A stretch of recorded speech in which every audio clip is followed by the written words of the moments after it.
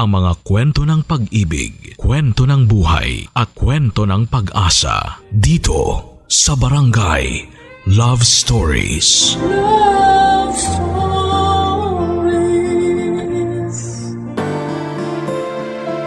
Sa isang pamilya, hindi nawawala yung kompetensya na nagiging ugat ng tampuhan at hindi pagkakaunawaan na madalas ay hindi naiiwasan. Ngunit sa katunayan ay wala namang nakakalamang at wala ring napag-iiwanan kung lahat ay nagtitiwala sa kanilang kakayahan. Ikaw kabarangay, naranasan mo na rin ba na magkaroon ng kakompetensya sa iyong pamilya? Dear Papa Dudut, isang pagbati po sa inyo at sa inyong mga tagapakinig. Lagi po ako nakaabang at nakikinig sa programa ninyo. Hindi lang sa radyo kundi pati na rin sa YouTube at Spotify.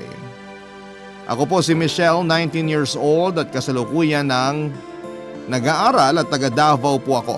Nag-online selling po ako para magkaroon ng sariling pera at hindi na umasa sa mga magulang namin na hindi rin naman gaanong kalaki ang kinikita. Ikatlo po ako sa 4 na magkakapatid. Ang panganay po sa amin ay si Kuya Ruby na 22 years old na noong mangyari itong kwento ko. Gitarista siya sa isang banda. May asawa siyang walang trabaho at meron naman silang 2 anak. Nakapisan pa rin sila sa amin noong panahon na yon. Yung ikalawa naman po ay si Kuya Froilan.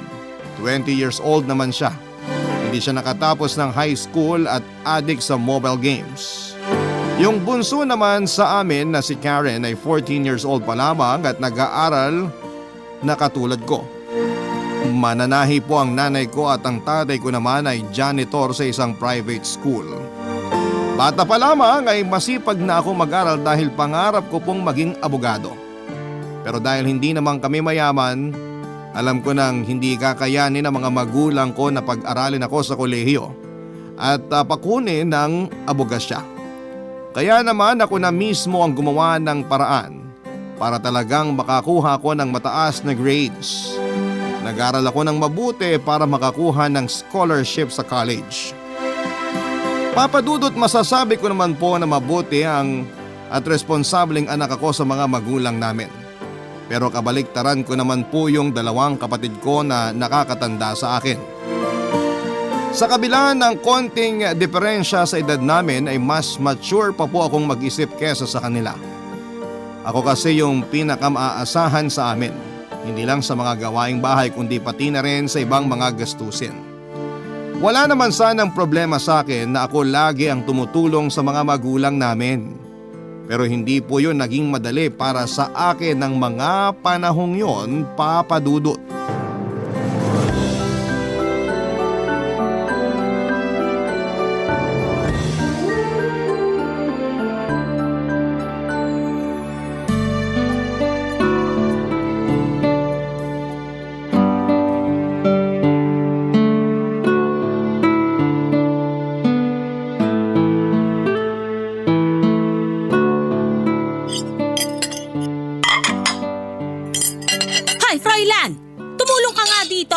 Inabot ka na ng gabi kalalaro mo dyan sa cellphone mo. Lintik naman oh! Natalo tuloy ako! Aba? Lintik ako? Kasi naman buong araw ko po pinaghirapan yun. Ay, nakakabwisit! Pinaghirapan? Bakit? Magkakapera ka ba dyan? Sige, kainin mo yung cellphone mo na yan. Tingnan ko kung mabusog ka. Nay naman, sana pinagbigyan nyo na lang po munang matapos yung nilalaro ko. Di naman tatakbo yung hinahanda nyong hapunan. Abat, ito pa talagang kakainin natin yung maghihintay? Gaano ba ka-importante yung buwisit na larong yan? Ano ba yan? Paulit-ulit na ho yung ganito. Kung ayaw mo ng paulit-ulit, edi umayos ka. Ganon lang yung kasimple. Di yung puro na lang kayo reklamo. Ang tatamad niya. Kung nagsasawa na kayo rito, umalis na lang kayo. Edi aalis. Lagi na lang ganito dito. Bawat kilos, issue sa inyo. Tama yan. Umalis ka na lang kaysa puro ka reklamo dito. Buwiset! Hay! Michelle, tawagin mo na yung Kuya Robby mo. Oh, ayan na pala eh. Tamang-tama lang yung labas mo ng kwarto, Robby. Anong ulam natin ay? Ginisang upo na may sardinas. Maupo ka na para makakain ka na. Mukhang masabaw tong ulam natin ngayon ah. Ganun talaga. Marami tayong kakain eh. Teka, may lakad ka ba? May gig ho ako, Nay. Mukhang ilang araw ka na namang mawawala. Nag-iwan ka ba muna ng pera? Sabi nung asawa mo, paubos na raw ang gatas ng anak niyo ah. Wala ho akong pera ngayon. Nay, baka pwedeng pahiram muna. Ay nako! Pag nanghiram ka, hindi naman bumabalik. Doon ka manghingi sa tatay mo. Ubus na raw pera niya eh. Sabi niya sa isang araw pa siya sa sweldo. Ay. Ikaw Michelle, may naitatabi ka pa ba dyan? Pahiramin mo nga muna ng panggatas tong kuya mo. 100 lang mapapahiram ko. May paggagamitan din ako. Pwede na yan. Iabot mo na lang mamaya sa ate mo. Baka may 50 ka pa dyan. Bayaran kita pagbalik ko. Pamasahe lang. Oh, heto. May utang ka pang 200 nung 1 linggo ah. Oo nga, babayaran ko naman eh. Robby, mabuti pa itigil mo na yung pagbabanda-banda mo at maghanap ka na ng permanenteng trabaho. Hindi niyan mabubuhay yung mag-ina mo kung paraket-raket ka lang. Habang lumalaki yung mga anak mo, lumalaki rin yung gastos nyo. Bakit? Trabaho rin naman ho to ah. Sumusweldo rin ako. Nakakapag-abot-abot din ako dito. Nakakapag-abot ka nga, pero 1 beses lang sa 1 taon. At yung pag-alis-alis mo, inaabot ka pa ng ilang araw sa ibang lugar nandito yung pamilya mo. Nagbubuhay binata ka. Yung responsibilidad mo dito, nilalayasan mo na lang. Nay, tama na. Kaya ako umaalis eh. Ang ingay-ingay sa bahay na to. Paanong di ingay hindi kayo nagtitino? Ang tatanda nyo na pero lagi pa kayong kailangan paalalahanan kung anong gagawin. Kakain na nga lang, tatawagin pa. Nay, kahit maghapon at magdamag pa po kay Manermon, magrereklamo lang ang mga yan pero wala pa rin. Isa ka pa. Gagatungan mo pa mainit na nga yung ulo. Ba't parang kasalanan ko pa? Lupit mo rin kuya no? Di ko na malasahan to pagkain ko dahil sa inyo. Talak kayo ng talak. Alam nyo, hindi ko na alam kung anong pang gagawin ko sa inyo. Paano na lang pag nawala ako? Baka kung saan na lang kayo pulutin. Papa Dudut, hindi lang yata 1 beses sinabi sa amin ni Nana yung linya niyang yon, Papa Dudut, na pag nawala siya baka kung saan na lamang kami pulutin. Pero alam ko naman na hindi niya yon sinasabi para takutin kami kundi para paalalahanan na matatanda na kami at hindi na dapat umaasa pa sa kanila ni tatay. Kaso nga lang kahit yata 1 milyong beses niya pang ulit-ulitin na pagsabihan ng mga kapatid ko ay baliwala lang din yon kung hindi naman sila nakikinig. Tuwing ganon kagulo sa bahay namin ay mas pinipili ko na lamang na manahimik kesa makadagdag pa sa ingay. Maliban na lamang kung nasagad na nila ang pasensya ko. Doon ko na hindi napipigilang sumagot para ipaglaban din naman ang sarili ko. Dahil sa pag-alis-alis ni kuya, naghinala na kami noon na meron siyang ibang babaeng kinikita. Sa katunayan, anak niya sa ibang babae yung panganay niya at iniwan lang ito sa kanya. Pero sa halip na alagaan at magpakaama siya ay sa amin at sa bago lang niyang asawa iniwan ang responsibilidad na yon. Sa totoo lang Papa Dudut ay kating-kati na rin akong umalis sa bahay. Gustong gusto ko nang makawala sa negative vibes at mga responsibilidad ko sa buhay. Gusto ko na rin namang makatulong pero hindi sa paraang ako na lang palagi yung sumasalo ng responsibilidad kahit na hindi ko na kargo yon. Tulad na lamang ng pagbibigay ng panggatas ng pamangkin ko na kung tutuusin ay hindi ko naman obligasyon.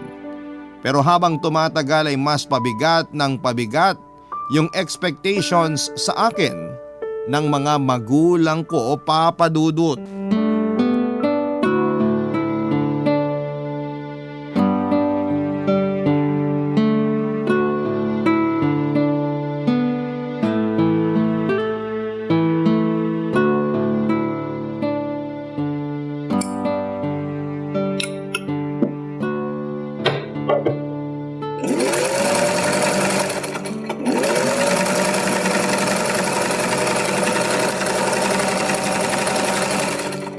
Michelle, Magmerienda ka na muna dyan. May juice at hopya dyan. Mainit-init pa yung hopya. Sakto, gutom na po ako. Upo na ako dito, Nay, ah. Kayo po, hindi kayo magmemeryenda? Eto nga tinigil ko na muna tong pananahi ko. Sasabayan kita dyan at nga pala, may sasabihin din ako sa'yo. May kailangan kayo, Nay, no? Ay, sumakit yung likod ko sa pag-upo ko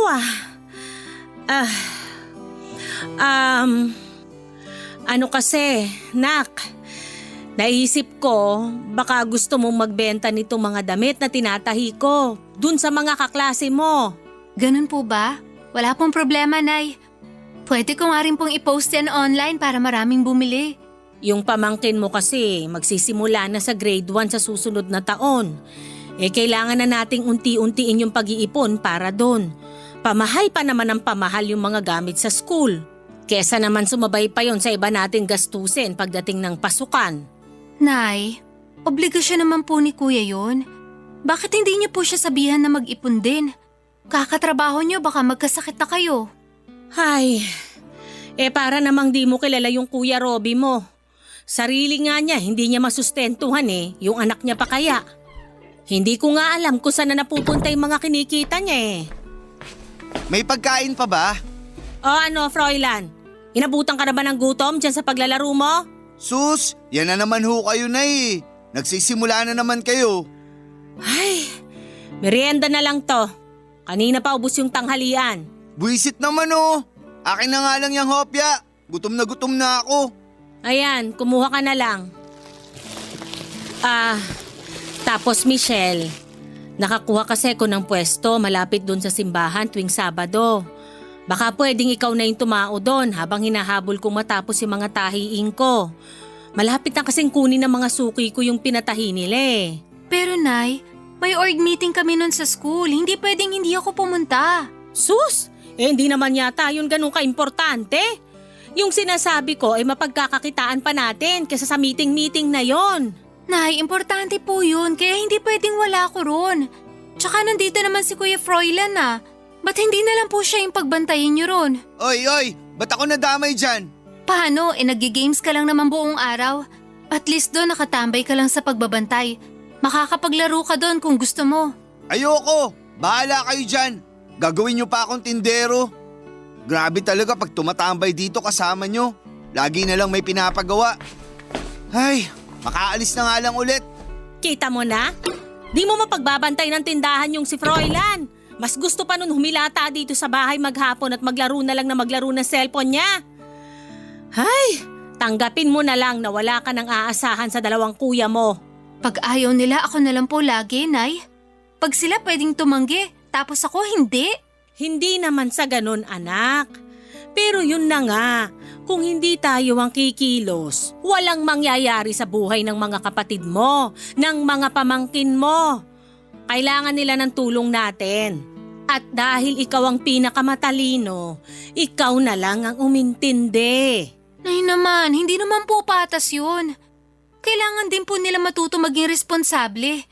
Sa ginagawa niyo po, parang kinukonsinti niyo na po yung katamaran nila Bata pa lamang ako, Papa Dudut, ay gano'n na yung linyahan sa akin ni nanay. Nung bata pa ako ay tuwang-tuwa ko dahil sa akin pinaka-proud ang mga magulang namin at dahil iyon sa mga achievement ko mula elementary hanggang high school. Proud din naman po ako sa sarili ko, Papa Dudut, dahil pinaghirapan ko yung mga yon. Tuwing nakikipagkwentuhan din si nanay ay palagi nilang nababanggit na ako ang pinakamatino nilang anak. Matataas ang grades, hindi nagbo-boyfriend at maaasahan pa sa bahay. Sa katagalan, yung mga bagay na ikinaka-proud ko sa sarili ko ay unti-unti na rin naging sumpa para sa akin. Pakiramdam ko po kasi, ayun din yung nagiging dahilan para iasa na lamang sa akin lahat ng hindi kayang gawin ng mga nakatatanda kong kapatid. Yung tipong lahat ay ako na lang lagi, yung pumupuno ng puwang na iniwanan ng mga kapatid ko. Doon ko lang po kasi na-realize na nakakapagod din pala yung maging matinong anak. Minsan na rin pong sumagi sa isipan ko noon na sana'y naging tamad na lamang din akong anak para hindi ako nape-pressure tuwing nag-e-expect sila sa akin. At sa pagsisikap ko rin na maging maayos ako ay ako na rin ang umaayos sa mga gusot na iniiwan ng mga kapatid ko.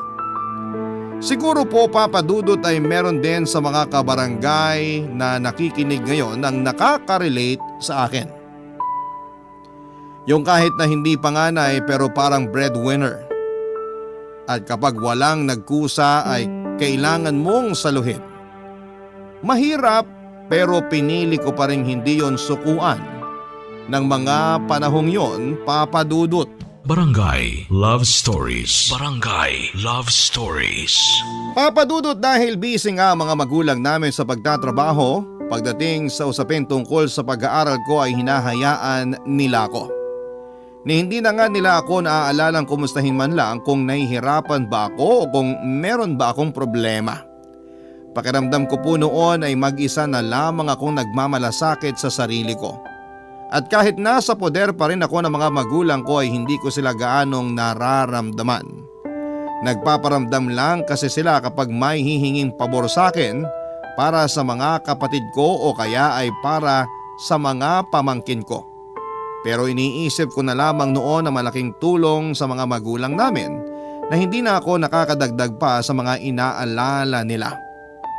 Nang makatapos ako ng senior high school ay nakapasa ako sa entrance exam sa isang private university na nag-o-offer din ng full scholarship. At isa na nga ako sa mga maswerteng nakakuha noon. Noong sabihin ko yon sa mga magulang namin, akala ko ay matutuwa sila, Papa Dudut. Akala ko po kasi ganon yung gusto nilang mangyari kapag nakatapos na ako ng senior high school na ituloy ko ang pag-aaral ko at makapagtapos ako ng kolehiyo. Pero sa halip na suportahan nila ako sa ginawa kong yon, ay ganito pa ang nangyari, Papa Dudut.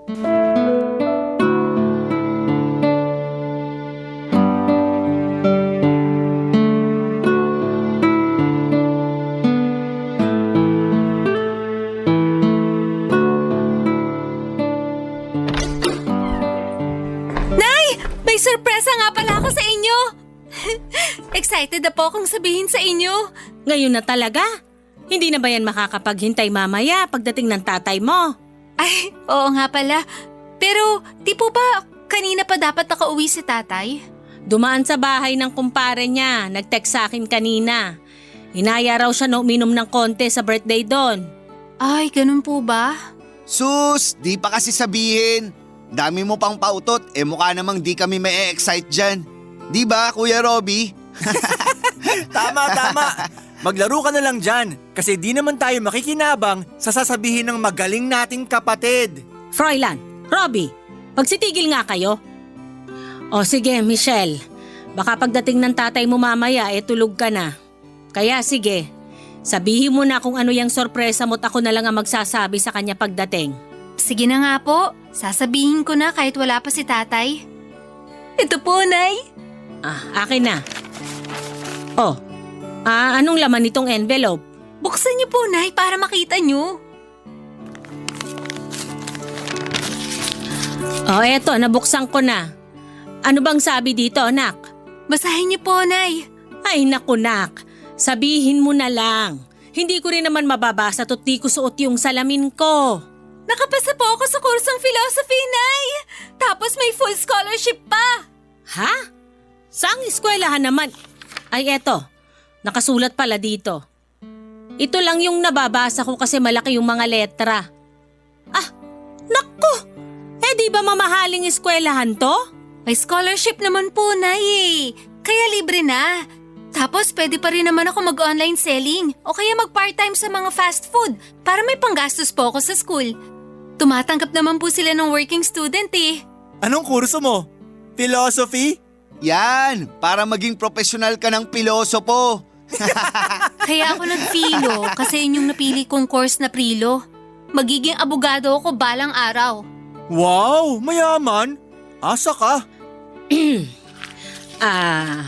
Nak, Akala ko, nursing yung kukunin mong kurso. Bakit nyo naman po naisip yun, Nay? Nung bata ka, di ba gusto mong maging nurse kasi yung kapitbahay nating si Melba dati, nakikita mong naka-uniforme? Nay naman, bata pa ako noon. Hindi naman po lahat ng pangarap ng bata pa yun pa rin ang gusto hanggang sa paglaki. Nagbabago rin po yun katagalan. Lalo na kapag marami nang nalaman tungkol sa iba't ibang career. Pero nak, baka nga mas maganda kung mag-nursing ka na lang. Kasi laging in demand yun Mabilis ka ring makakapag-abroad nun. Oo nga, Michelle. Nursing na lang kunin mo. Yayaman tayo dun. Tas pag nasa ibang bansa ka na, padalan mo ako ng laptop ha. Nak, tanong mo dun sa college mo. Baka pwede pang palitan ng nursing tong kurso mo. Wala po silang ino-offer na nursing sa mga course nila doon, Nay. Subukan mo sa ibang eskwelahan. Malamang kung naging scholar ka doon, magiging scholar ka rin sa iba. Nay, ayoko po ng nursing. Gusto ko maging abogado. Pero Michelle, ang tagal-tagal pa bago ka makatapos pag nagkataon. Tapos pag di ka nakapasa sa bar exam, saan ka pupulutin? Kapag naging nurse ka sa abroad, malaki magiging sweldo mo. Tama! Nursing na lang talaga! Wala akong pakialam sa opinion mo, Kuya Robby. Michelle, wag kang ganyan. Kuya mo yan. Pabalang ka na sumagot? Kapal ng mukha mo! Hoy! Hindi porket pumasa ka dyan sa sosyal na eskwelahang yan, mas mataas ka na sa aming lahat. Mas matanda kami, baka nakakalimutan mo. Ikaw nga yung panganay. Pero ikaw rin naman yung pinakapabigat. Michelle, tama na. Sumusobra ka naman. Ang hirap po kasi sa inyo. Kapag sila, okay lang maging makasarili. Pero pag ako, obligadong isipin muna kayo bagay yung sarili ko. Hindi ko na po kayo maintindihan. Kahit mahirap at labag sa kalooban ko, Papa Dudut, ay pinanindigan ko ang pagrebelde ko sa pamilya ko. Sa kabila ng pagtutol nila sa gusto kong kurso ay pinagpatuloy ko pa rin yon. Iniisip ko kasi noon na kung lagi na lamang akong makikinig sa kanila at kung lagi na lamang akong susunod sa gusto nila ay mas mahihirapan ako. Pakiramdam ko kasi ay tinatanggalan nila ako ng kalayaan sa parting yon dahil sa totoo lang. Hindi ko naman hinihingi sa kanila yung suportang pinansyal. Sapat na nga po sana sa akin kahit moral support na lamang, pero kahit yon ay hindi pa rin nila kayang ibigay sa akin. Ilang beses akong sinubukang suyuin ang mga magulang ko para makumbinsi pa rin na mag-take ng nursing, pero nagmatigas ako at ipinakitang hindi na magbabago pa ang naging desisyon ko. Dahil doon ay naging tensyonado ang pakikitungo namin sa isa't isa sa bahay. Dahil na rin sa pagbubunganga ko ay mas lalo pang naging malabo na magkasundo kami ng mga kuya ko. Mabuti pa nga yung bunso namin dahil hindi siya nakisali sa gulo na meron kami. Pero sa kabila ng lahat ay dama ko pa rin yung lungkot ni nanay at tatay. Hindi ko po napigil ang mag-guilty lalo na nung minsan kong nakita na umiiyak si nanay, pero para sa akin po ay unfair pa rin na kailangan kong mag-adjust para saluhin na naman ulit ang obligasyon ng mga kuya ko. Yun naman kasi yung dahilan kaya gusto nila na makapagtrabaho ako ng mas maaga. Nagpatuloy ang ganong tensyon sa pagitan namin sa bahay hanggang sa magkaroon na kami ng isang malaking pagtatalo dahil sa problemang dala ni Kuya Robby sa pamilya namin. Nang mga panahong yon, Papa Dudut.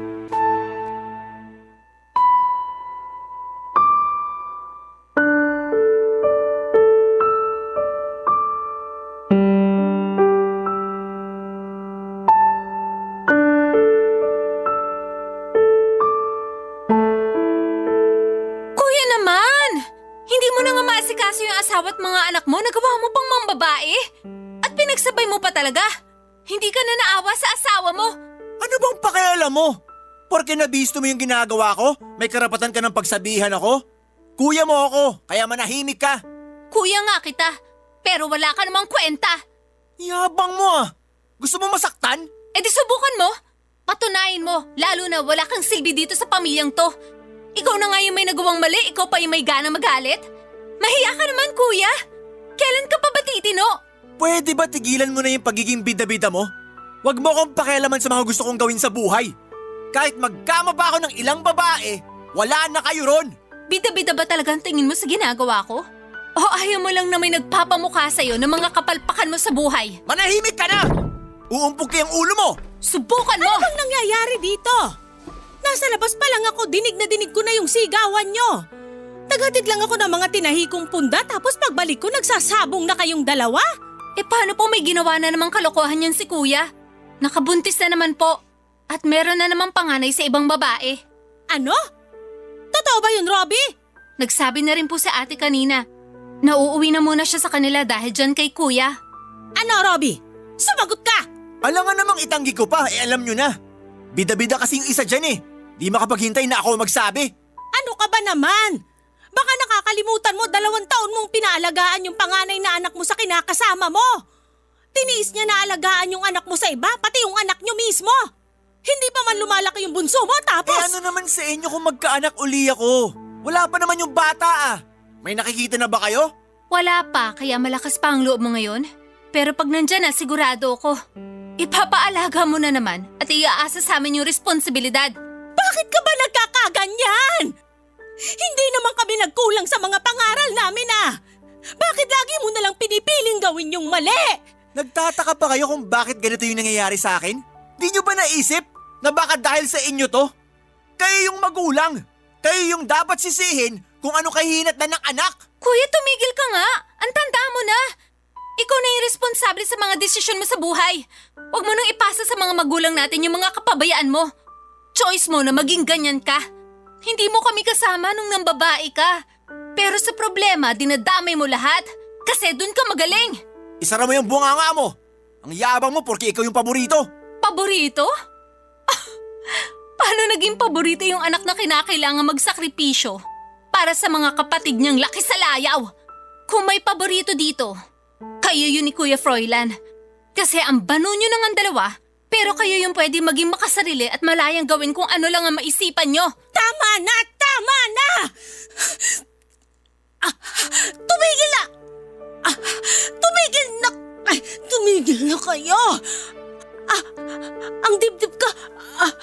Ang sakit ng dibdib ka! Nay, ayos lang kayo? Nay!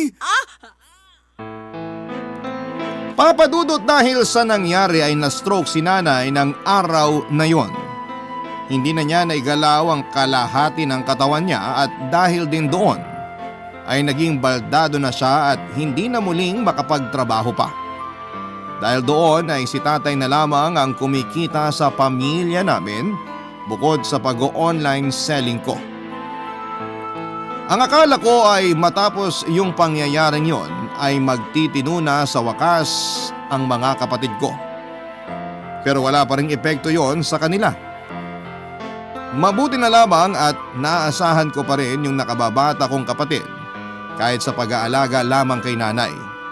Sa sitwasyon kasi namin ang time na yon ay kinakailangan ko na ring magdoble kayod para sa mga gastusin sa bahay. Dumadaing na rin kasi si tatay sa laki ng gastusin namin noon. Lalo na't wala naman siyang ibang katulong kundi ako lamang. Ginawan ko na rin ang paraan na maibenta yung mga damit na tinahin ni nanay para idagdag sa pambili ng mga gamot niya. Dahil hindi pa rin sumasapat yung kinikita namin ni tatay, kahit pagsamahin pa namin ay napilitan na ako noon na humanap ng part-time job. Pero di yun naging madali para sa akin. Doon ko na hindi ginayang pagsamayin ang pagtatrabaho, pag-online selling, pag-asikaso sa bahay at ang pag-aaral ko. Kaya kahit mabigat sa kalooban ay tumigil na muna ako sa pag-aaral sa unang taon ko ng mga panahong yon sa pag-aaral sa kolehiyo. Barangay Love Stories. Barangay Love Stories. Papa Dudut, gusto kong umiyak ng umiyak dahil ang ganda na sana ng plano ko sa buhay ko noon. Pero may ibang plano ang tadhana para sa akin. Parang pinanganak yata ako para tulungang buhayin ang ibang tao. Pakiramdam ko isang malaking sumpa yung nangyari sa akin. At sa bawat paglipas ng araw ay mas lumalalim ang galit ko sa mga kapatid ko at sa buhay kong unti-unti nang nawawala ng direksyon. Para makatulong sa gastusin ay nagtrabaho ko sa isang fast food chain. Yun pa lang kasi ang pinakamadali kong mapapasukan ng time na yon. Yung mga kuya ko naman dahil hindi na sila makahuthot ng pera sa amin ay napilitan na rin sa wakas na magbanat ng buto at dumiskarte para kumita ng sarili nilang pera. Pero imbis na magambag sa bahay ay ginagastos lamang nila para sa mga sarili nila. Ang perang nakukuha nila sa parakit-rakit nila. Si Kuya Froilan ay bumili ng mamahaling cellphone. Si Kuya Ruben naman ay bumili ng mamahaling gitara.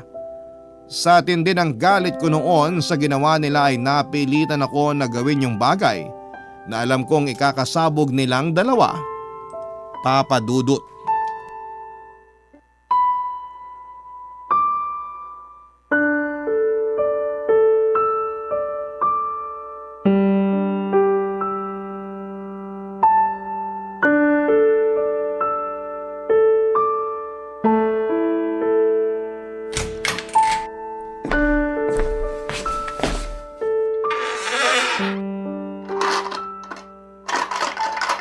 Froilan! Froilan, nasa yung gitara ko? Kuya! Pinakailaman mo ba yung gitara ko dito sa cabinet ko? Ha? Hoy!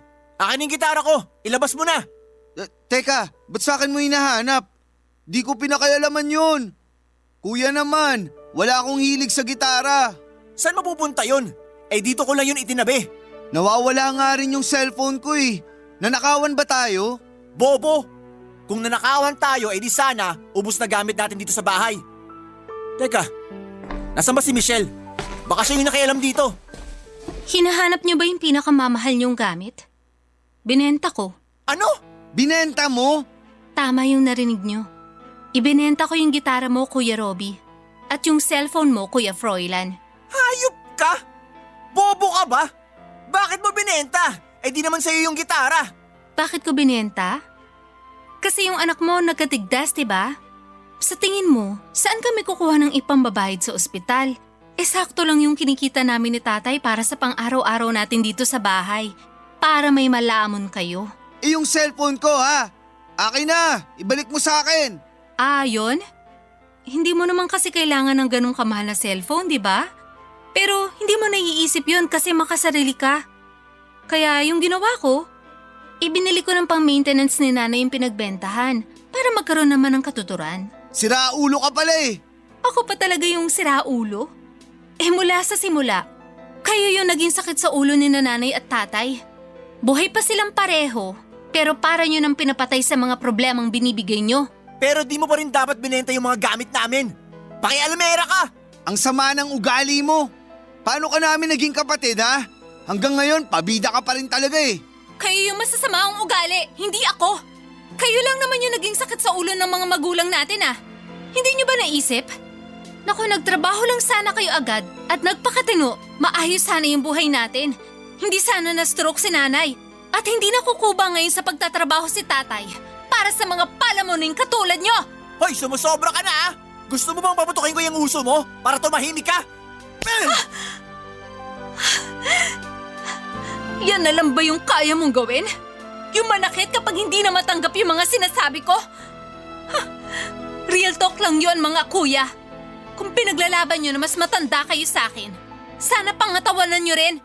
Hindi dinadaan nyo ako sa angas.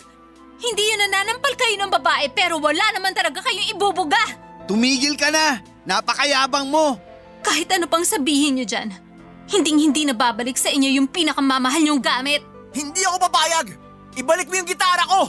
Kailangan ko sa gig yun! Ako rin. Ibalik mo yung cellphone ko, Michelle. Wala nang babalik! Kung gusto nyo ulit ang bago, bumalik kayo! Papa Dudut, habang nagtatalo kaming magkakapatid noon ay muling inatake si nanay. Matapos yung ikalawang atake na yon ay tuluyan na niya kaming iniwanan. Hindi ko napigilang mag-guilty dahil doon sa dalawang atake ni nanay. Alam ko na naging parte ako noon. Sinisisi ko ang sarili ko sa pagkaulila namin kay nanay. Hindi mawala sa isipan ko yung mga nangyari bago siya nalagay sa ganong sitwasyon. Naisip ko na kung nagtimpi lang sana ako ay hindi kami magkakasagutan ng mga kapatid ko at hindi na sasama ang loob ni nanay. Hindi na sana siya noon inatake kung mas pinili ko na lamang na magpasensya at umunawa. Sobrang bigat ng pakiramdam ko noong nawala si nanay at halos hindi ko matanggap na wala na yung isa sa mga dahilan kung bakit gusto kong makatapos ng pag-aaral. At kahit wala na siya ay hindi pa rin namin magawang magkasundo ng mga kuya ko. Wala pa rin sa amin ang gustong mag-adjust. Si tatay naman ay wala ring magawa para tumino yung mga kapatid ko. Tulad nila sa akin ay hindi rin siya pinakikinggan ng mga yon. Kaya ginawa lang namin ni tatay ang lahat para magtulungan sa mga gastusin lalo na noong nawala na si Nanay Papa Dudut.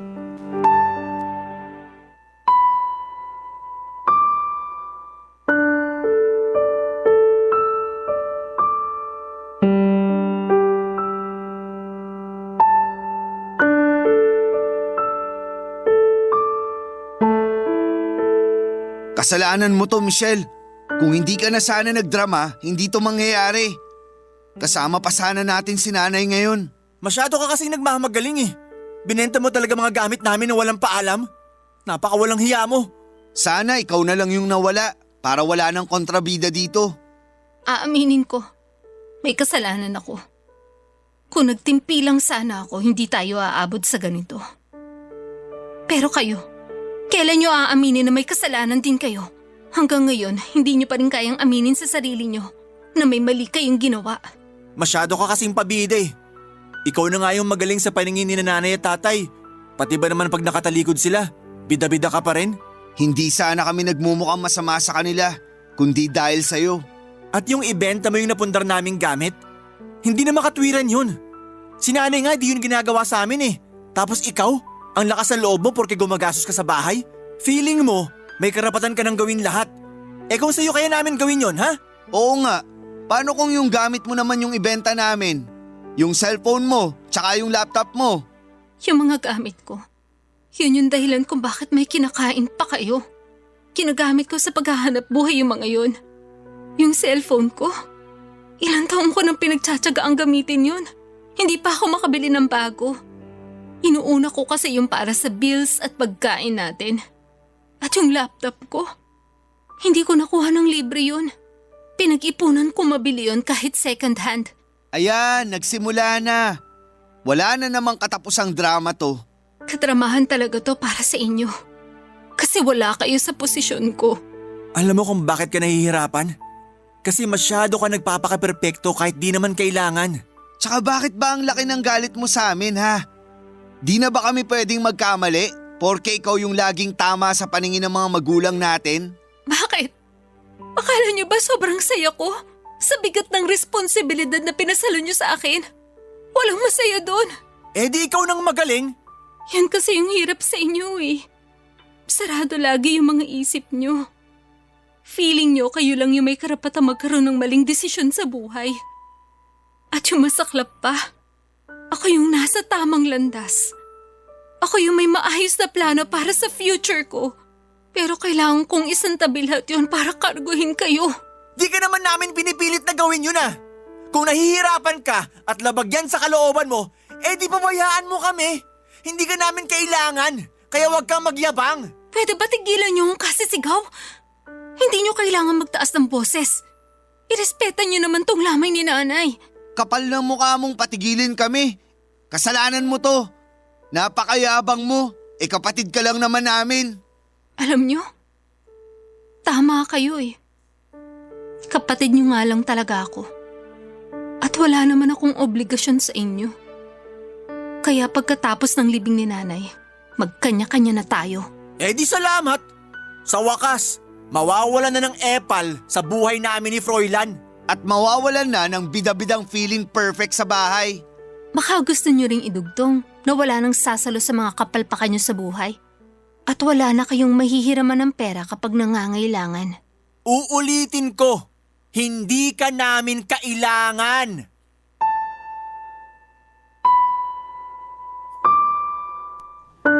Matapos ang libing ni nanay ay pinanindigan ko yung mga binitawan kong salita, Papa Dudut.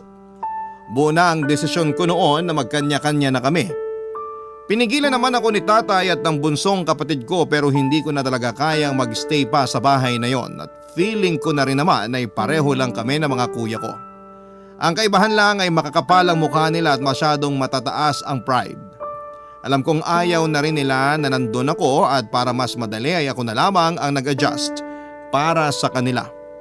Ako na lang ang pumili na lumayo sa kanilang dalawa. Kahit hanggang ngayon na isinusulat ko po ito, Papa Dudut, ay dama ko pa rin ang galit ko. Pero mahirap lang din para sa akin na dahil sa mga irresponsable kong mga kapatid ay naudlot yung pagtupad ko sa mga pangarap ko. At dahil sa hindi namin pagkakasundo ay nawalan na kami ng ina. Mahirap din yung bumukod ng bahay ng nasa murang edad pa pero para sa pangarap ko, sinubukan kong maging malakas hindi lang dahil kailangan kundi yon yung gusto kong gawin. Mas mabuti na rin kasi na malayo ako sa dalawang kuya ko dahil hindi nawawala yung negative vibes hanggat magkakasama kami sa isang bahay. Sa ngayon, Papa Dudut, ay nakabalik na ako ulit sa pag-aaral. Naghanap ako ng gustong magpa-tutor nung nakaraan. Kaya ngayon ay meron na akong 2 tinuturuan. Tuloy-tuloy pa rin po ang pag-online selling ko para makaipon ng pera na gagamitin ko sa pag-aaral at sa pagtupad ng mga pangarap kong maging isang abogado. May bahagi sa akin na umaasa na sana ay magkaayos pa kami ng mga kuya ko. Pero sa ngayon pakiramdam ko ay mas nananaig pa rin yung galit ko sa kanila. Sana ay dumating din yung araw na kusa nang mawala ang galit sa puso ko at magmula sa pagmamahal yung kagustuhan kong magkapatawaran at magkaayos-ayos kami. Yung huling patak ng luha ko nung umalis ako sa amin ay siya ring magiging simula ko sa pagtupad ng mga pangarap ko. Kahit gaano pa karami yung pagsubok na darating sa buhay ko. Hanggang dito na lamang po ang kwento ko, Papa Dudut. Maraming salamat po sa iyo at sa Barangay Love Stories para sa pagkakataong ito na mapakinggan din ang kwento ko. Hindi lamang po sa radyo kundi pati na rin po sa social media. Mabuhay po ang Barangay Love Stories. Ang inyong forever kapuso at kabarangay, Michelle. Nagustuhan ng iyong napakinggan? Ituloy yan via live stream sa www.gmanetwork.com/radio. Barangay LS 97.1 Forever!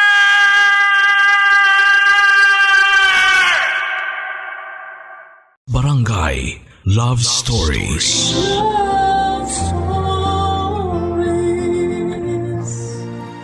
Pagpapatawad daw ang kailangan para makausad ka sa iyong kasalukuyan.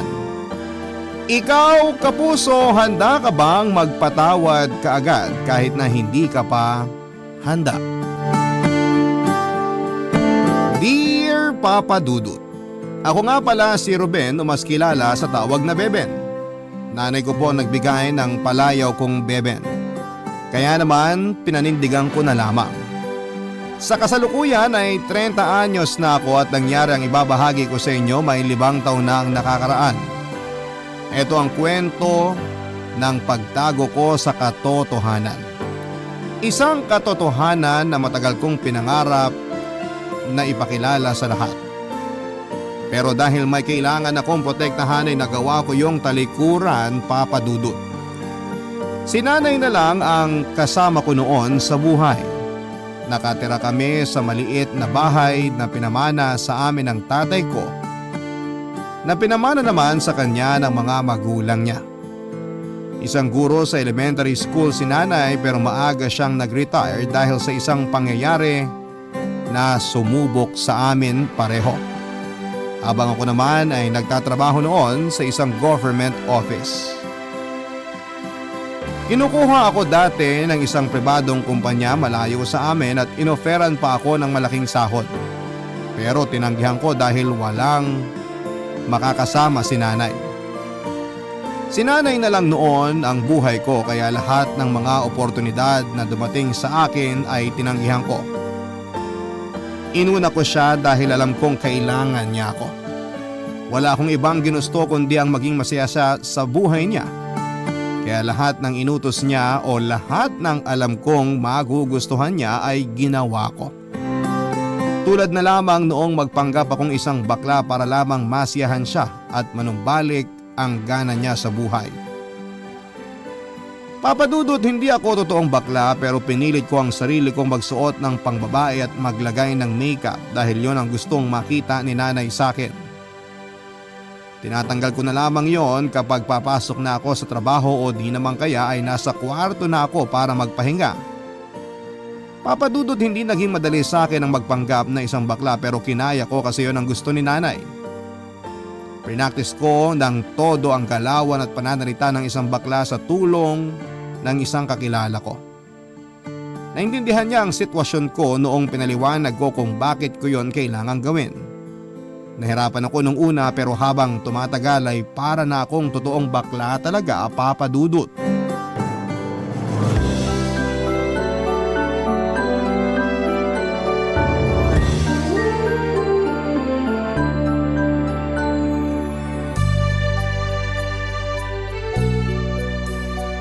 Parang di ko naman bagay ang pink na lipstick, Beben. Bagay sa inyo, Nay. Nagmumukha akong maputla lalo. Tingnan mo ngang mabuti sa salamin, no? Kulang lang sa punas ang salamin nyo, Nay. Magtiwala kayo sa akin. Napakaganda nyo sa pink lipstick na yan. Parang gusto kong gamitin uli yung pulang lipstick ko. Wag na yun. Sumubok naman tayo ng bago. Eh, di kasi ako komportable sa kulay eh. Nakakatampo ka naman, Nay. Pinaghirapan ko kayang ipahid sa labi mo yung pink lipstick na yan. Eh, sa di ko nga bagay. Ay, sige na, hayaan mo na. Masasanay din ako sa kulay nito. Ay, parang napilitan lang ah. Hindi lang talaga ako sanay sa kulay. Alam mo naman kaming mga may edad na. Kung ano yung nakasanayan namin, dun kami. Paguhin na natin yan, Nay. Sumubok ka ng bago. Nakakapanibago sa una pero makakasanayan mo rin to. Sumeseryoso na ang usapan dahil lang sa pink na lipstick. O siya, kung ayaw nyo talaga yung pink lipstick na yan, burahin na lang natin. Bumalik na lang tayo sa dati nyong gamit. Ay, hayaan mo na. Sabi mo nga, masasanay din ako. Pero seryoso, Ang lakas niyong mambola. siya kaya nagturo sa akin na bulahin kita lagi. Alam ko naman yon. Mga bata pa lang kayo ginagaya mo na kung paano niya ako purihin. Eh kasi kapag pinupuri niya kayo, umaaliwala sa mukha nyo. Ay, namiss ko tuloy si Rodel. Nasaan na nga kaya siya ngayon? Kasama na po siya ni tatay. Sa langit nga kaya sila napunta? Oo naman po. Napakabuti ng mga puso nila. Sa langit talaga ang punta nila. Ano nga kaya ang ginagawa nila sa langit? Si tatay baka nakikihima sa manok ni San Pedro. Baka nga niyayabangan na ng tatay mo si San Pedro Binibida na siguro ni tatay na mas magandang manok niyang panamo kaysa sa manok ni San Pedro. Nakikinita ko na ang ganyang usapan nila. Si Rodel kaya, ano naman kaya ang ginagawa niya sa langit ngayon? Kinikilayan na niya bawat anghel na makita niya. Baka nga pinapagamit na rin niya ang pulang lipstick niya sa mga anghel na kasama niya. Yung lipstick na pinabaon niyo sa kabaong niya? Oo. Naalala ko na naman tuloy bigla. Pinapabili ni Rodel ang pulang lipstick na yun sa akin dati. Kaso di ko naasikaso agad dahil mas inuna kong bumili ng isusuot ko sa barangay night. Ay, sana talaga napagbigyan ko siya sa pulang lipstick na gusto niya para naman naging masaya siya bago siya namatay. Sana nabili ko na yung lipstick na yon para nagamit niya. Para nakita ko sa labi niya at hindi sa loob ng kabaong niya. Oh, ayan na naman po, Nay ah. Nalulungkot na naman kayo. Normal lang naman malungkot. Wag mo na akong pagbawalan sa nararamdaman ko. Ayoko lang kasing nakikita kayong malungkot, Nay. Pati ako nahahawa eh. Di ko lang talaga maitago ang lungkot kapag naaalala ko si Rodel. Huwag na lang po natin siya pag-usapan para di na kayo malungkot ulit. O sige, mas mabuti pa nga. Alam niyo kung anong bagay sa pink lipstick? Yung green na bestida nyo. Yung regalo ni tatay sa inyo nung... Oh, Nay. Pasensya ka na, bebe, anak. Hindi ko lang talaga makayanang itago ang lungkot. Tahan na po. Hayaan mo na muna akong malungkot, anak. Hayaan mo na muna ako, ha?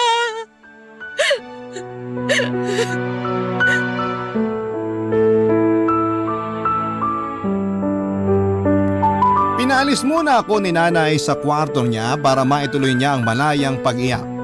Wala naman akong nagawa kundi ang sumunod sa gusto niya at tinungo ko ang aking kwarto at saka naupo sa aking kama. Kinuha ko ang maliit na salamin na nakapatong sa mesang malapit sa akin. Pinagmasdan ko ang aking sarili sa salamin at hindi ako natuwa sa mga nakita ko. Kinuha ko ang wipes sa mesa at saka tinanggal ang makapal na makeup sa mukha ko, Papa Dudut. Tuwing nasa bahay ako ay lagi ako naka-makeup para masuportahan lamang ang pagpapanggap kong bakla sa harapan ni nanay. Hindi kasi kumbinsido noon si nanay na bakla ako noong sinabi ko yon sa kanya mula noong namatay ang kakambal kong si Rodel. May 5 taon na noon ang nakakalipas. Sa aming dalawa ni Rodel, siya ang paborito ni nanay dahil nagkasundo sila sa mga kaartehan sa katawan. Maaga kasing umamin noon si Rodel sa kanyang totoong kasarian. 10 taong gulang pa lamang siya noong sinabi niya sa amin na bakla siya. Natuwa si nanay dahil pangarap niya magkaroon ng anak na bakla gaya noong mga anak ng amiga niya. Naniniwala kasi si nanay dati na malaking swerte ang hatid ng mga bakla sa pamilya. Saka sinabi ni nanay na mas maalaga ang mga baklang anak. Kaya gusto niyang maranasan ang magkaroon ng anak na bakla. Papadudot mula noong umamin si Rodel kay nanay, halos hindi na sila mapaghiwalay na dalawa. Binilahan ni nanay ng mga bestida at pang make-up si Rodel. Halos hindi na nga nila ako mapansin noon kung hindi ako gagawa ng paraan para maiparamdam ko ang presensya ko sa kanila. Kaya nga ginaya ko ang mga papuri ni Rodel kay nanay. Baka sakaling mapansin din niya ako pero hindi pa rin yon nangyari. Noong namatay si Rodel, akala ko nangyari.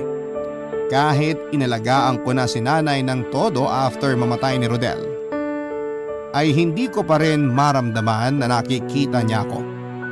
Mas lalo ngang napamahal si nanay kay Rodel mula noong namatay ito. Nasaktan ako na makitang nahihirapang makabangon si nanay mula sa pagkamatay ni Rodel. Wala akong ibang nakitang paraan para mapadali ang pagtatapos ng pagluluksa ni nanay. Hanggang sa naisipan kong magpanggap na bakla at gayahin ang naging buhay ni Rodel. Sa simula ng pag-amin ko noon ay hindi ako pinaniwalaan ni nanay. Hindi ko naman siya masisisi dahil kulang ako sa ensayo para maipakitang bakla talaga ako sa harapan niya. Kaya naman ginamitan ko na ng make-up at damit pang babae ang pagpapanggap ko. Ginamit ko ang mga iniwang gamit ni Rodel, Papa Dudut. Noong nakita na ni nanay ang itsura ko ay doon na siya naniwala, lalo't nagaya ko kahit konti ang style ni Rodel. Naiyak nga si nanay dahil para raw nabuhay si Rodel dahil sa nakita niyang itsura ko. Nasaktan ako noon dahil si Rodel pa rin ang nakikita niya. Pero mas nangibabaw ang saya ko dahil sa wakas ay may naging solusyon na ako sa lungkot na nararamdaman ni nanay.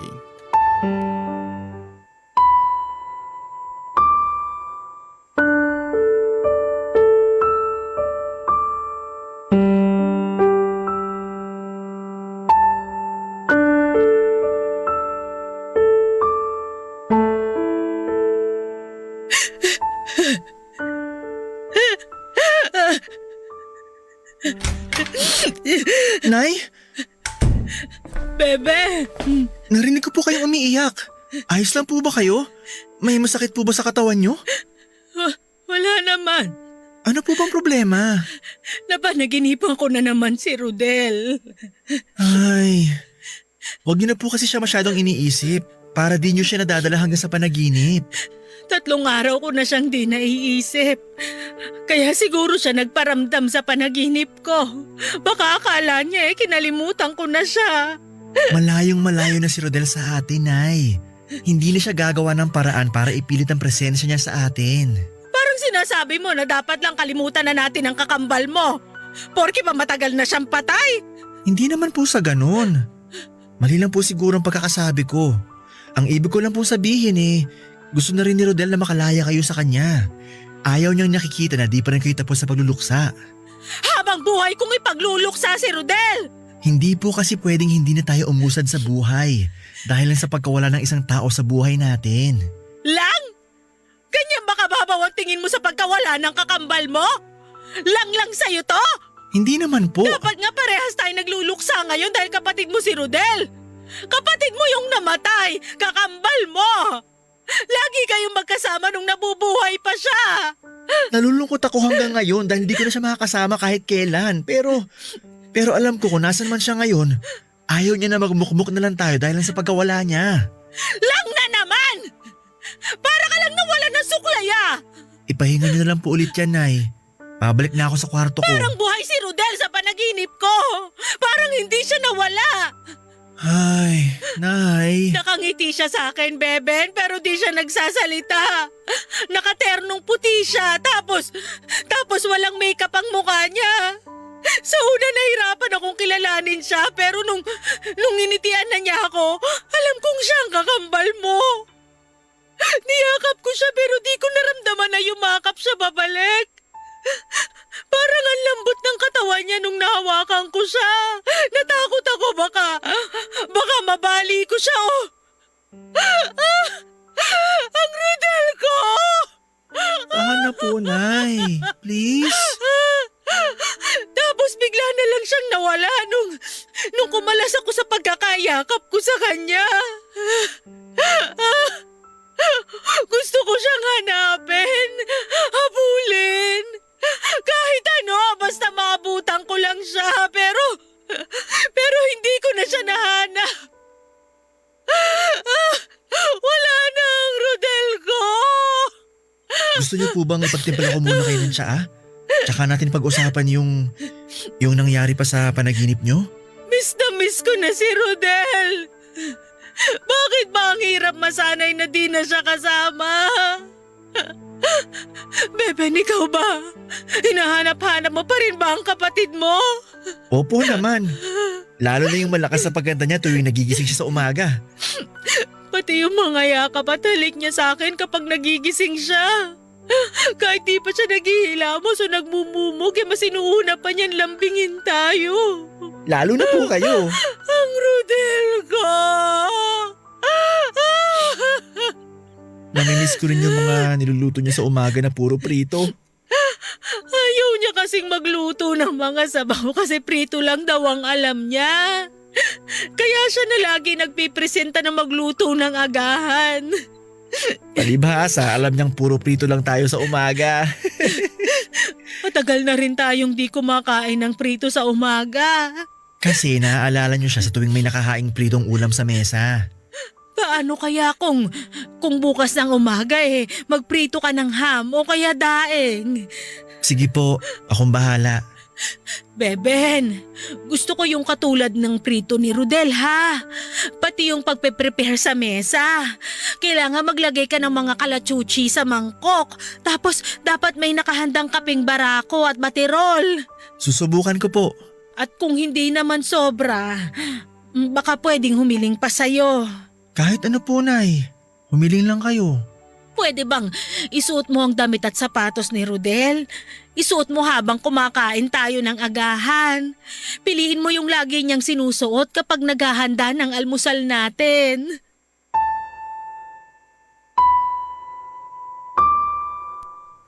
Napatanga ako sa hiniling ni Nanay Papadudut. Naisip ko na gano'n na ba talaga katindi ang pangungulila ni Nanay para isiping buhayin ang katauhan ni Rodel sa pamamagitan ko. Nasaktan ako sa gustong mangyari ni Nanay pero sinunod ko pa rin dahil natakot akong muli siyang bumagsak sa pagluluksa niya. Ilang beses na kasing gustong bumigay noon si Nanay mula noong namatay si Rodel. Kaya nga ako nagsabi kay Nanay na bakla ako para kahit papaano ay hindi niya maramdamang nawala na ang bakla kong kakambal na si Rodel. Akala ko noon hanggang doon na lamang ang pagpapanggap ko. Pero nadagdagan pa. Ninais ni nanay na umakto akong katulad ni Rodel na alam kong hindi ko naman kaya. Sinunod ko ang gusto ni nanay kung kapalit naman ay kasiyahan niya. Inalungkat ko ang mga kahon kung saan ay nakatago ang mga gamit ni Rodel at nag-check ako kung ano pa ang kasya sa akin doon para magamit ko sa umaga tulad na lamang ng mga binili ni nanay na damit dati. Nahirapan akong makahanap ng kakasya sa akin dahil magkaiba kami ng laki ng katawan ni Rodel. Sinunod ko naman kinaumagahan ang pagluluto ng daing na madalas ay piniprito ni Rodel noong buhay pa lamang siya. Naghanda din ako ng baterol at barako. Sinama ko na rin ang isang mangkok ng bulaklak na kalachuchi na nahingi ko pa sa kapitbahay. Noong nagising si nanay kinaumagahan ay natuwa siya sa hinanda ko. Niyakap niya ako at nagpasalamat. Para na raw nabuhay muli si Rodel dahil kamukha ko raw siya lalo na noong sinuot ko na ang damit niya. Medyo may kurot noon dahil kahit ako, ang buhay ay parang ako ang pumanaw sa amin ni Rodel. Naramdaman ko na mas mahal talaga ni nanay si Rodel kesa sa akin dahil nagawa pa niya akong pakiusapan para gawin lahat ng mga ginagawa ni Rodel noong nabubuhay pa siya. Marami pang ni-request sa akin si nanay na gawin ko na ginagawa ni Rodel noong nabubuhay pa lamang siya. Pinilit ni nanay na kumanta ako tuwing umaga, Papa Dudut. Pinilit din ako ni nanay na sabayan siyang manood ng mga horror movie dahil yon ang nakahiligan nila ni Rodel dati.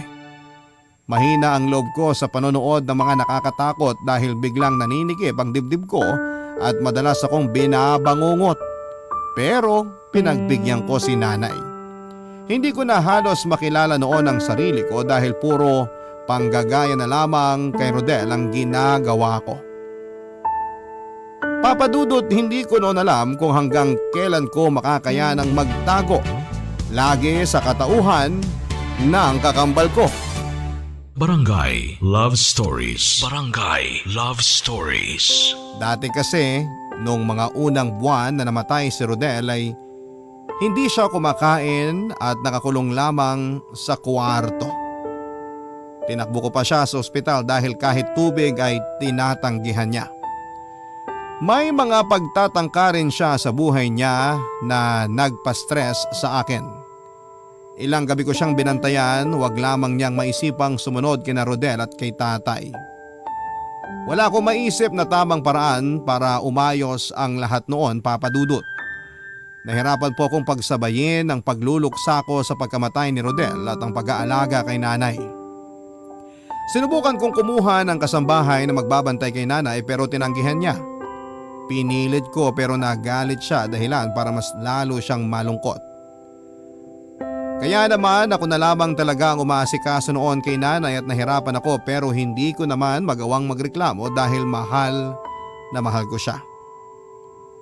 Kung merong mang ibang nakaalam sa pagpapanggap ko, yon ay walang iba kundi ang long-time girlfriend ko na si Jelly. Hindi alam noon ni nanay ang tungkol sa amin dahil nga nagpanggap akong bakla.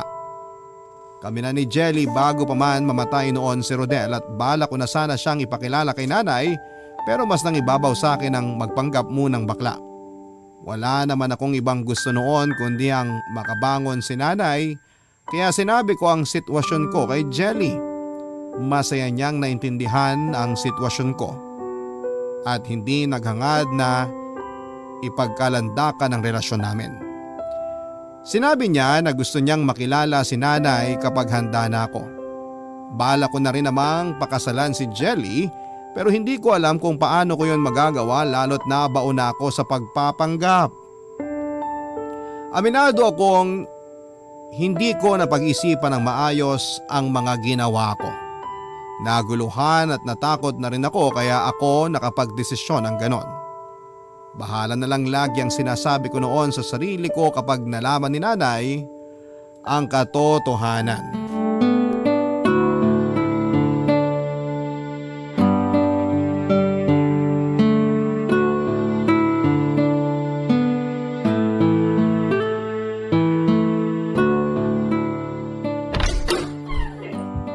Pasok ka, Jelly. Sure ka bang hindi uwi kagad ang nanay mo? Baka maabutan niya ako rito. Mamayang gabi pa raw ang uwi niya. Nagbili na siya. Masosolo natin tong bahay hanggang mamaya. Upo ka. Salamat. Ang ganda pala nitong bahay niyo, no? Parang ganito yung napapanood ko sa TV eh. Yung bahay na pinamumugaran lagi ng mga ligaw na kaluluwa at engkanto? Grabe naman to. Pero oo.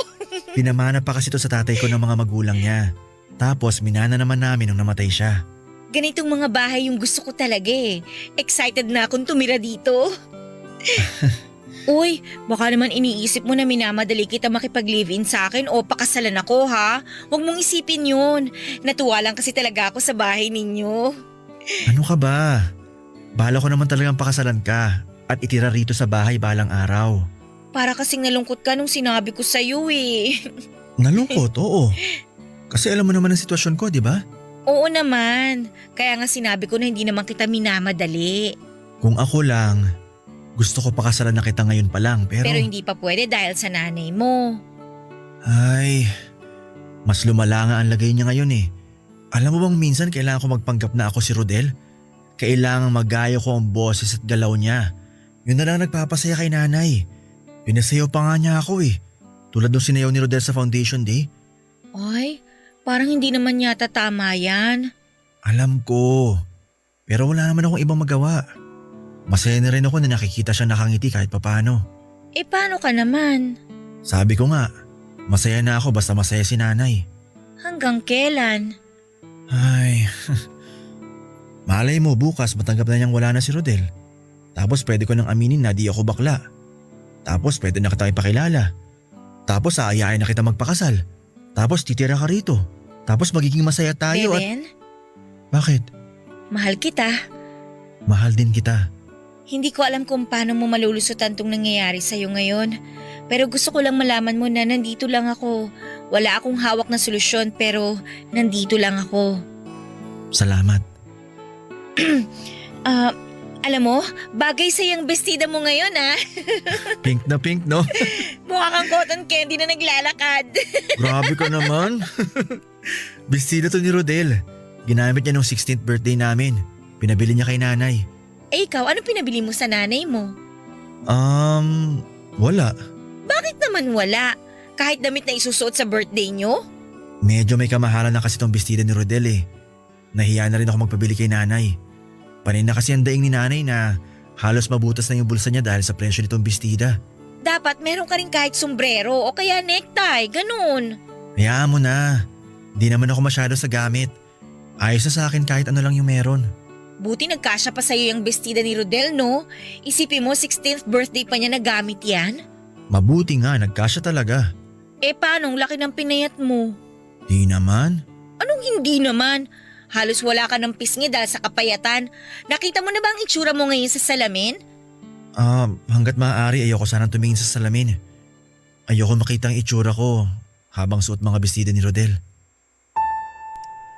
Naramdaman kong gumaan ang mundo ko dahil sa pagsuporta at pag-aalala ni Jelly sa akin. Gustuhin ko man noon na ibigay sa kanya ang buong ako pero hindi ko pa magawa dahil nakahawak pa sa akin si nanay. Mabuti na lamang at mabait pa rin ang Diyos sa akin dahil binigyan niya ako ng karelasyon na kayang unawain ang sitwasyon ko. Naisip ko nga papadudot na baka kung ibang babae lamang si Jelly baka naghanap na siya ng iba. Pero iba talaga si Jelly, papadudot. Kaya mas lalo akong nagpursiging tapusin ang sitwasyon ko kahit na wala naman akong kasiguraduhan kung paano ko yon gagawin. Hindi naman perpekto ang relasyon namin noon ni Jelly. May mga pagkakataon naman na gusto na niyang sukuan ako lalo't hindi madali ang ginagawa niyang pagtatago ng relasyon namin. Hindi ko naman siya noon masisi pero hindi pa rin niya nagawang talikuran ako ng tuluyan. Sinanay niya ang sarili niya sa sitwasyon ko hanggang isang araw ay hindi na namin yon na pag-aawayan pa. Madalas na ring dumadalaw si Jelly noon sa bahay kapag sinasabihan ko siya na wala si nanay. Hindi ko noon alam kung saan nagpupunta si nanay pero noong mga nakaraan ay mas gusto niyang nasa labas lagi. Iniisip ko na baka nililibang niya ang sarili niya sa pamamasyal para hindi na rin maisip masyado si Rodel. Naging malaking pabor naman yon sa akin dahil hindi ko na kailangang makita pa ang kalungkutan niya. Yun nga lang ay may bahid pa rin ng pag-aalala sa akin dahil hindi naman siya nagsasabi sa kung saan siya nagpupunta. Pangpalubag loob ko na lamang siguro noon na nakakauwi pa rin siya ng maayos. Kapag umuwi si nanay noon sa bahay, nakangiti siya madalas at maaliwalas ang kanyang itsura. Kaya kung ano man ang ginagawa niya noon o kung saan man siya nagpupunta ay masaya na rin ako. Papadudot, dahil nga sa dalas na hindi naglalagi si nanay noon sa bahay, ay pinapatulog ko na doon si Jelly. Kung sakali mang biglang umuwi noon si nanay, nagtatago na lamang si Jelly sa kwarto hanggang sa pumasok na si nanay sa kwarto niya.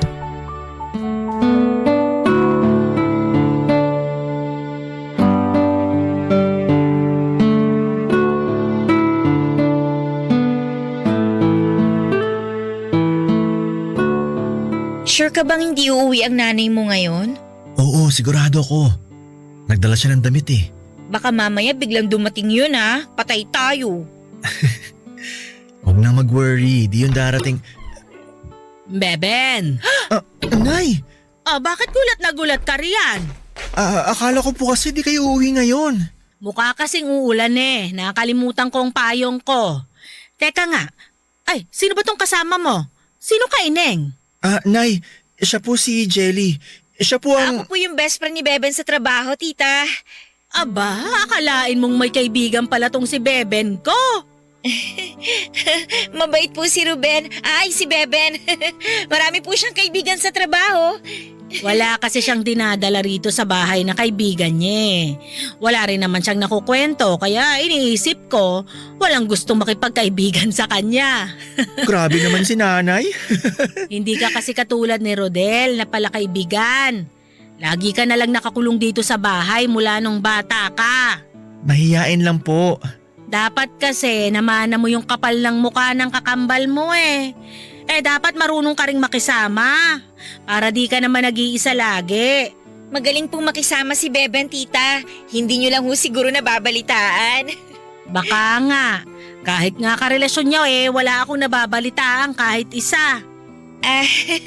Puro ako na lang ang topic Teka nga, Beben. Wala ka pang naikukwento sa akin na naging karelasyon mo Wala ka bang nobyo ngayon? Jelly, meron ba? Si Beben po ang makakasagot niyan, tita. Beben, may nobyo ka na ba? Nobyo? Hindi naman kita pinagbabawalan kung gusto mong magkaroon ng boyfriend Sabihin mo lang, baka matuwa pa ako. Nay. Ay, meron po siyang karelasyon, tita. Sige, ako na lang po ang magchichismis. Talaga? Jelly! Mahal na mahal po si Beben ang karelasyon niya. Handa nga raw po siya maghintay hanggang handang-handa na si Beben na ipakilala kayo sa kanya. Ay, ganun ba? Beben, hindi naman ako magiging kontrabida sa pag-iibigan niyo Walang kaso sa akin kung ipapakilala mo na sa akin ang nobyo mo. Gusto niyo na po ba siya makilala, tita? Oo naman! Matagal ko nang pinagdadasal na sana ay magkaroon na ng karelasyon tong si Beben ko. Dahil tumatanda na rin ako at humihina na. Kailangan niya ng kasama kapag nawala ako. Huwag nga po kayo magsalita ng ganyan, Nay. Nagsasabi lang ako ng totoo. Pwede mo nang ipakilala ang karelasyon mo, Beben. Jelly! Sa totoo lang, tita, yung karelasyon ni Beben, Jelly! katrabaho rin po namin. Gwapo ba? Matino? Matipuno? Opo, ang sagot sa lahat ng tanong nyo, tita. Hayaan nyo, kapag hindi na po nahihiya tong si Beben, ipapakilala na rin po niya sa inyo ang boyfriend niya. Ano bang pangalan ng boyfriend mo, Beben? Nay? Julio! Julio po yung pangalan ng boyfriend ni Beben. Walang ibang pinag-usapan si Nanay at Jelly kundi ang love life ko, Papa Dudut. Nailang ako dahil wala naman akong kakilalang Julio at mas lalong wala akong nobyong ganon ang pangalan. Natuwa si Nanay sa mga detalyeng nilatag ni Jelly sa kanya tungkol sa imaginary boyfriend ko. Hindi na ako nagsalita noon at hinayaan na lamang silang dalawa na mag-usap. Sinabi pa ni Jelly na matagal na raw kami ni Julio at may bala kaming magpakasal kapag pwede na sa Pilipinas. Sinabi rin ni Jelly na may kaya si Julio at hindi magiging pabigat sa akin kapag nagsama na kami. Pansin ko ang kakaibang kislap sa mga mata ni nanay habang nakikinig sa mga kasinungalingan ni Jelly. Hindi ko maintindihan ang mararamdaman ko noon. Naghalong inis at tuwa, Papa Dudut. Inis dahil nga nagsinungaling si Jelly tungkol sa love life ko. Tuwa naman dahil nakita kong nabuhayan at naging masaya si nanay. Dahil late na noon ay hinayaan na ni nanay na matulog si Jelly sa bahay. Pinagamit niya ang kwarto ni Rodel pero nang nakatulog na si nanay ay sinundo ko si Jelly para papuntahin sa kwarto ko. Masaya si Jelly noon at niyakap ako dahil sa wakas daw ay nakilala na rin niya si nanay. Nakaramdam ako ng kurot sa puso ko dahil matagal na palang gustong makilala ni Jelly si nanay. Pero dahil sa sitwasyon ko ay hindi ko yon nagawa. Imbis na magalit ako noon sa pagsisinungaling niya ay hinalikan ko na lamang siya at nagpasalamat. Gusto ko sana noon na kumprontahin siya tungkol sa pagsisinungaling niya. Pero nakita kong good mood si Jelly. Ayoko namang masira yon noon dahil lamang sa argumento. Pinagpaliban ko muna ang pakikipag-usap sa kanya tungkol sa mga napag-usapan nila ni nanay. Gusto ko lang noon na makatulog na katabi si Jelly dahil siya lamang noon ang pinagkukunan ko ng lakas. Sa mga panahong yon, nabagsak ako. Barangay Love Stories. Barangay Love Stories. Maagang nagising si Jelly para makabalik na sa kwarto ni Rodel bago pa magising si nanay. Noong nagising na si nanay ay sakalang lumabas ng kwarto si Jelly. Inaya ni nanay si Jelly na magagahan. Nagpakwento pa nga si nanay kay Jelly tungkol kay Julio. Nakinig lang ako sa mga kasinungalingan ni Jelly. Hindi na ako natuwa, Papa Dudut, dahil pati si Jelly ay nadamay na sa nabuo kong kasinungalingan.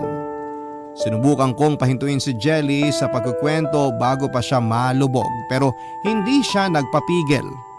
Napagalitan pa ako ni nanay dahil sa pananaway na ginagawa ko kay Jelly.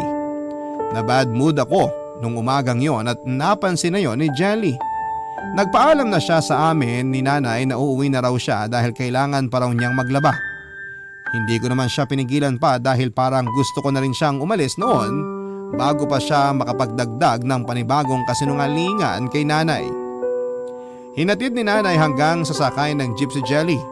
Hindi ko na muna kinausap si Jelly para iparating sa kanya na hindi ako okay sa pagsisinungaling niya, Papa Dudut.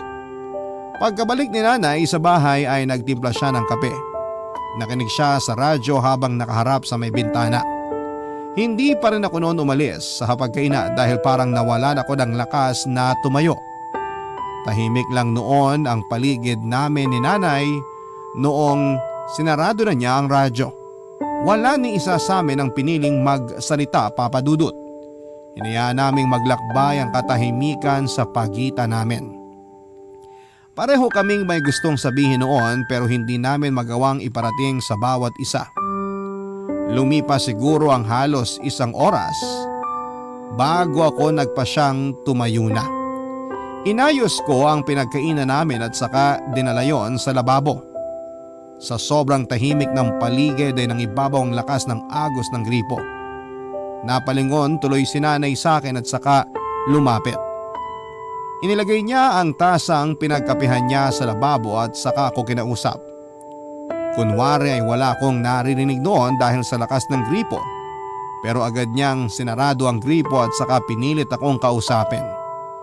Wala akong nagawa kundi ang harapin si nanay, Papa Dudut.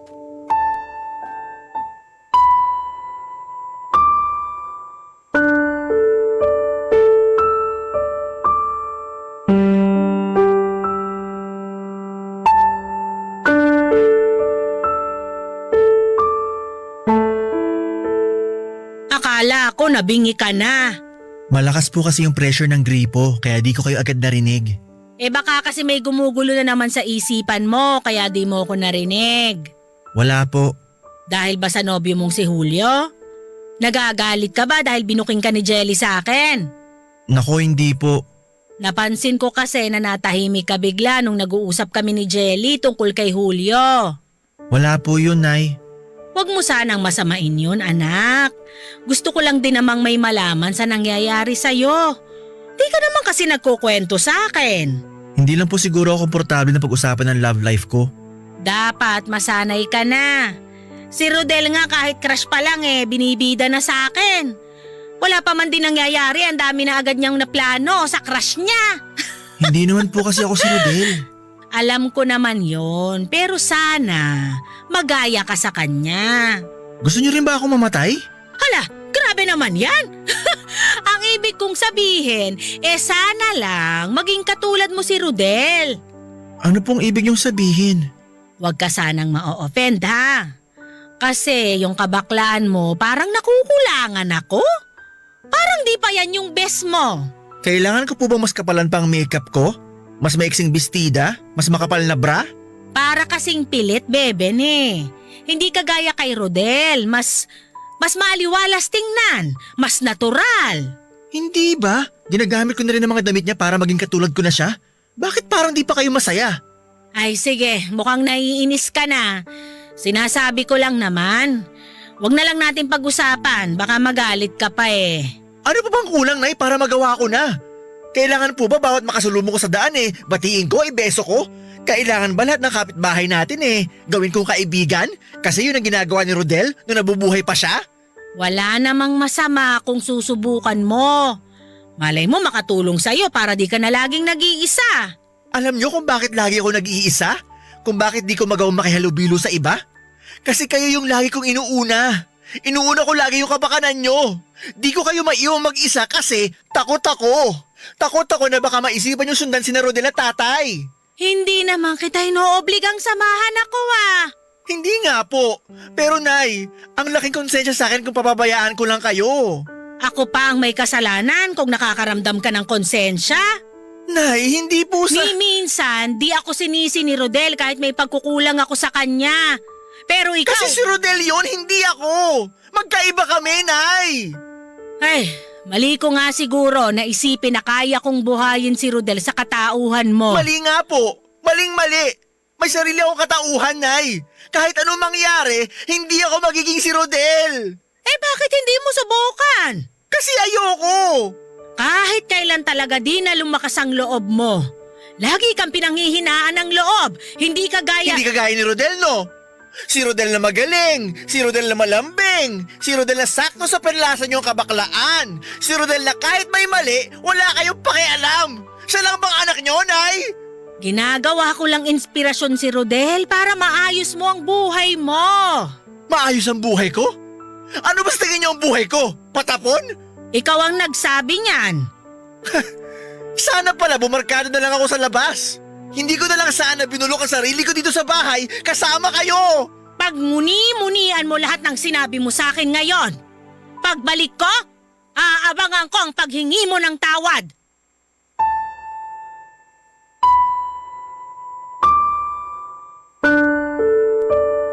Umalis noon si nanay at hindi ko na inalam pa kung saan siya nagpunta. Naiwan ako mag-isa sa bahay na nanghihina. Napasandal ako sa lababo dahil sa unang pagkakataon ay nasabi ko kay nanay ang mga hinaing ko. Kung di lang sana umalis noon si nanay ay baka nasabi ko na rin sa kanya na hindi ako bakla, Papa Dudut. Naiyak ako. Hindi dahil nakonsensya ako sa mga sinabi ko kay nanay kundi parang nakaramdam ako kahit papaano ng kalayaan. Matagal ko ring tinago lahat ng sama ng loob ko kay nanay kahit noong nabubuhay pa si Rodel. Lahat ng pambabaliwala ni nanay sa akin noon at pagkampi niya kay Rodel tuwing nag-aaway kaming magkapatid. Biglang nanumbalik sa akin yung mga birthday namin ni Rodel na tanging ang kakambal ko lamang ang nakakakuha ng regalo dahil naubusan na raw si nanay ng budget dahil naggamit na sa handa. Naalala ko pa kung ilang beses kong gustong makitabi sa kanya sa kanila ni Rodel tuwing bumabagyo pero tumatanggi si nanay dahil naiipit daw si Rodel. Nakalimutan ko na lahat ng sama ng loob ko sa pagpabor ni nanay kay Rodel dati. Pero nung nagkasagutan kami ni nanay ay biglang naalala ko ulit yon. Sa kalagitnaan ng pagbabalik tanaw ko sa nakaraan ay naisipan kong tawagan si Jelly para samahan ako, Papa Dudut. Inisantabi ko muna ang tampo ko sa kanya. Kinailangan ko kasi ng makakasama ng oras na yon dahil para na akong nalulunod sa sakit na nararamdaman ko. Hindi naman po nagdalawang isip si Jelly na puntahan ako. Lumipas lang ang halos 1 oras ay nakarating na si Jelly sa bahay. Naabutan niya akong nakaupo sa kusina at basang-basa ang mukha dahil sa luha. Niyakap niya ako ng ilang saglit at saka hinalikan sa noo. Napawi kahit papaano ang sakit na nararamdaman ko ng mga oras na yon, Papa Dudut. Hindi muna nagtanong si Jelly sa kung ano ang nangyari. Hinintay niyang kumalma ako bago siya nagtanong at nakatingin lang siya sa akin at hinahaplos ang buhok ko. Doon ko ulit na-realize kung gaano ko kaswerte na binayaan ng ganong klaseng karelasyon. Napayakap akong muli kay Jelly at saka umiyak at hinayaan niya akong ibuhos lahat ng sakit na nararamdaman ko bago ko sinabi sa kanya ang mga nangyari.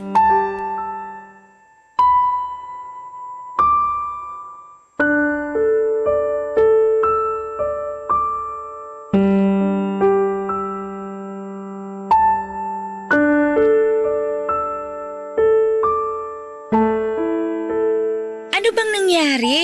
Nag-worry ako sa'yo ah. Pasensya ka na kung naistorbo kita. Hindi ka nakakaistorbo kahit kailan. Si nanay kasi. Oh, nasan siya? Umalis. Nagtalo kami. Bakit? Napapagod na kasi ako, Jelly. Alam ko. Kaya ako nakapagsalita ng masasakit kay nanay. Ay. Gusto mo bang mag-sorry sa kanya? Pwede ko naman siyang hanapin. Baka hindi pa siya nakakalayo. Ayokong humingi ng sorry. Nasaktan niya ako. Sinabi ko lang sa kanya nararamdaman ko. Kaya bakit ako hihingi ng sorry? Mula pagkabata, kinimkim ko na lahat ng sama na loob ko sa kanila ni Rodel. Ngayon nagkaroon na ako ng pagkakataon para sabihin yon. Bakit parang ako pa yung masama? Ako na ngayon na pagkaitan, di ba? Alam ko naman yun. Kaya lang… Ay, alam ko ring hindi mo matitiis ang nanay mo. Ikaw nga ang nagsabi, di ba? Lahat ng sakripisyo mo, ginagawa mo para sa kanya. Nakakapagod magsakripisyo kung binabali, wala lang naman yun. Gusto mo bang aminin mo na sa kanya yung totoo? Para makita niya kung gaano kahirap ang sinasakripisyo mo, maging masaya lang siya. Hindi ko pa alam. Hindi ko pa alam ang gagawin. Basta ang alam ko lang ngayon, kailangan kita. Huwag mo akong iwan, Jelly, ha? Ikaw na lang kakampi ko eh. Hindi kita iiwan. Sasamahan kita. Mahal na mahal kita. Mahal na mahal din kita. Sana sapat na ang halik para maramdaman mong nandito lang ako.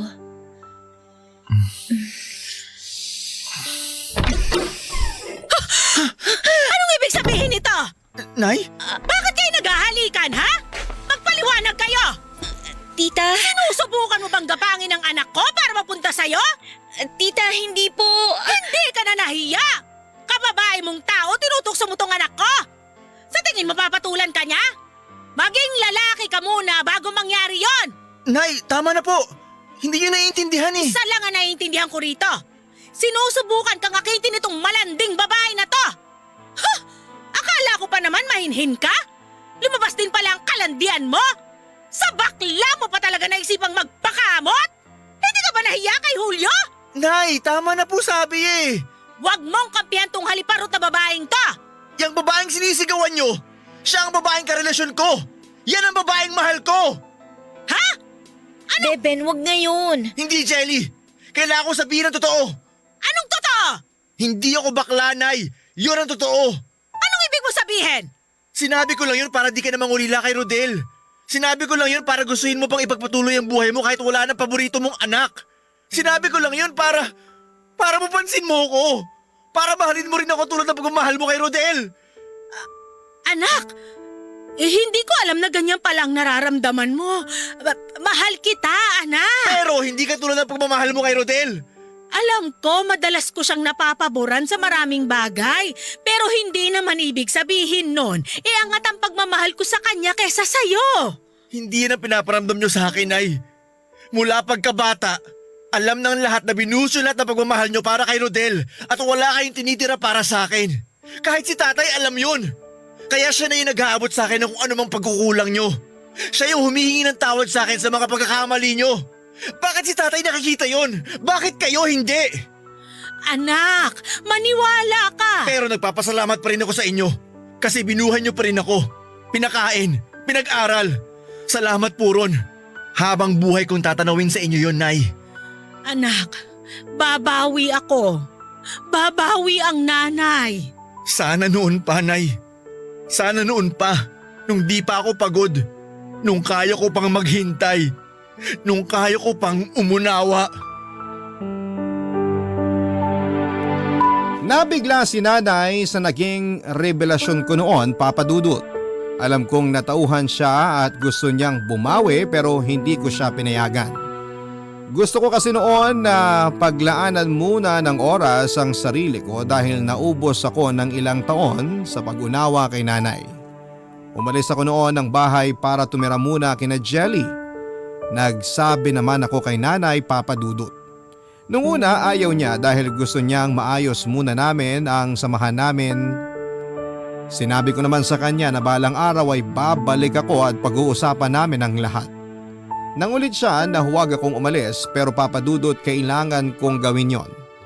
Kailangan ko mag-ipon muli ng pagmamahal para sa sarili ko dahil naubos lahat ng yon kay nanay.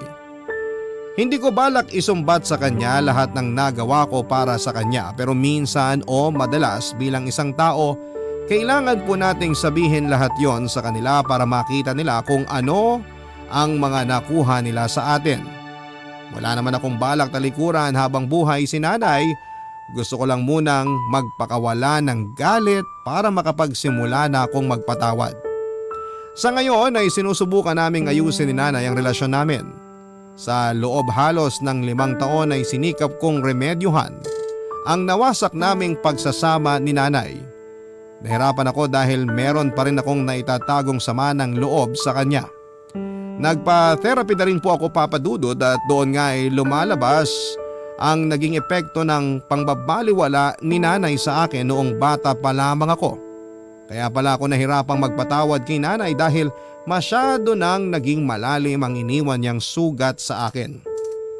Bukod kasi sa mga nakwento ko sa inyo ay marami pa siyang nagawang masasakit sa akin.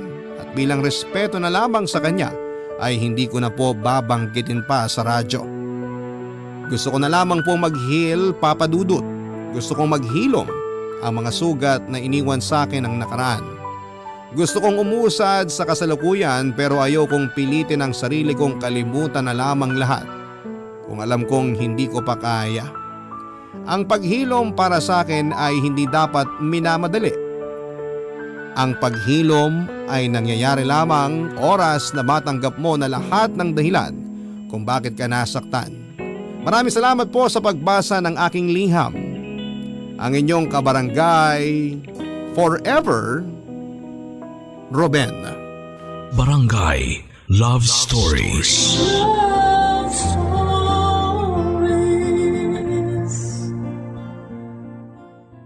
Barangay LS 97.1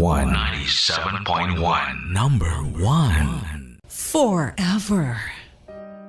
Kabarangay, i-share mo ang iyong barangay love stories. Sabay-sabay nating pakinggan ang iyong kwento ng pag-ibig, buhay at pag-asa. Ipadala lang sa barangaylovestories@yahoo.com.